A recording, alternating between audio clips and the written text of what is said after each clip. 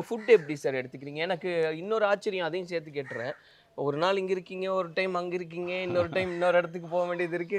இதுக்கு இடையில சாப்பிடவும் செய்யணும். எப்படி அத சூஸியா சாப்பிட முடியும்? ஆரம்பத்தில வந்து ஒரு ஏஜ் தானே. இப்ப நம்ம அந்த ஏஜ்ல எங்கே வேணா போய் சாப்பிட்டோம். எந்த ஹோட்டல்ல வேணா போய் சாப்பிட்டோம். அடிக்கடி ஹோட்டலுக்கு போனோம். ஆ. பட் நம்ம அறியாம நமக்கு தெரிய ஆரம்பிக்குது. நம்ம உடம்பு எப்படி ரியாக்ட் பண்ணுது, எத அக்செப்ட் பண்ணிக்குது அப்படின்னு நமக்கு தெரிய ஆரம்பிக்குது இல்லையா? ஆ. அப்ப கொஞ்சம் கொஞ்சம் கொஞ்சமா நம்மள அறியாம வீட்டு சாப்பாட்டுக்கு தான் மனசு இயங்குது அதுல. ஸோ அந்த ஓகே. மேக்ஸிமம் மார்னிங் நான் வந்து ஒரு 3 இட்லி, ஆ.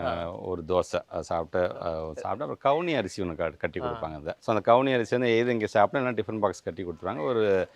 ஒரு 5 பாதாம் பருப்பு அவ்வளோதான். இந்த இது அது மேபி இது ஒரு ரெகுலராவே இதானா சார்? இதுதான் காலம்பர சாப்பிட்டோம் 11:00 அந்த பாதாம் பருப்பு 5 சாப்பிட்டோன்னா அவ்வளோதான். அடுத்த வேலை ஓடிக்கிட்டே இருப்போம் நாங்க அப்புறம். ஓகே. லஞ்சுன்னு வரும்போது என்ன காய்கறி வச்சாலும் சரி, நான்வெஜ்ஜா இருந்தாலும் சரி. இப்போ தான் கொஞ்ச நாளா நான்வெஜ்ஜோட சரிலாம் நான் வெஜ்ஜு சாப்பிட ஆரம்பிக்கிறேன். ஏன்னா ம். நான்வெஜ் இருக்கும்போது வெஜ் நான் தொடவே மாட்டேன் நானு. ஓகே. பட் ஆனா அந்த ஃபைபர் கன்டென்ட்ங்கிறது தேவை. இன்னைக்கு இருக்க ஆ. உடம்புக்கு.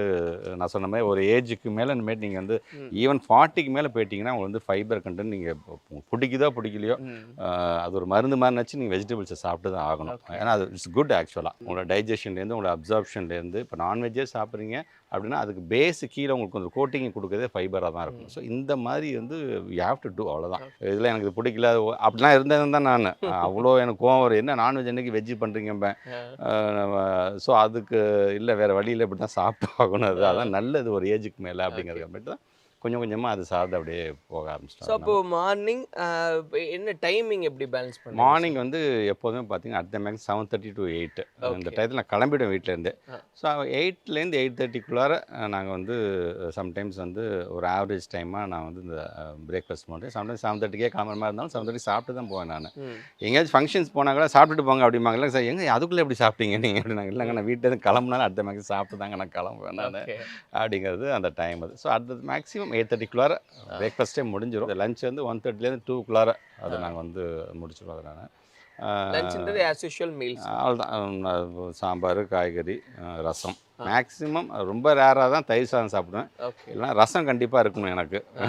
அது வந்து அது அப்பலேருந்து அது ஒரு பழக்கமாயிடுச்சு அது அது எனக்கு. ரசம் சாப்பிடுறதே ஒரு கலை இல்ல சார். அது உண்மதான். ஓகே. ரசங்கிறது எனக்கு வந்து நம்ம தயா பாட்டி சொல்லுவாங்க கோபாலபுரத்துக்குலாம் போகும்போது, மகேஷ்க்கு வந்து ரசம் கண்டிப்பா இருக்கணும் அப்படின்ருவாங்க.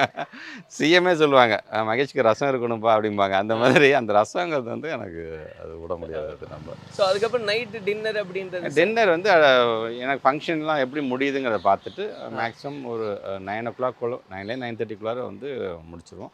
நைட்டும் ஏதாச்சும் சப்பாத்தி இல்லைன்னா ஏதாச்சும் இட்லி மாதிரி சாப்பிட்டு அதை முடிச்சுட்டு வரணும் அவ்வளோதான். அதனால ஸோ இப்போ இந்த ஃபுட்ட பத்தி எல்லாம் டெப்யூட்டி சிஎம் அவரோட டிஸ்கஸ் பண்றது உண்டா சார்? அவரு என்ன அவர் நிறைய அதெல்லாம் காய்கறி சாப்பிடுவார் ஆ. அவர். அவங்க சாப்பிட்றது தான் பார்த்தீங்கன்னா சப்பாத்தி அந்த மாதிரி தான் ரொம்ப ஒரு இதாக டயட் கண்ட்ரோலோட இருப்பாப்புல. அதனால இன்னமும் அந்த உடம்பு அப்படியே வச்சிருக்காரு. ம்.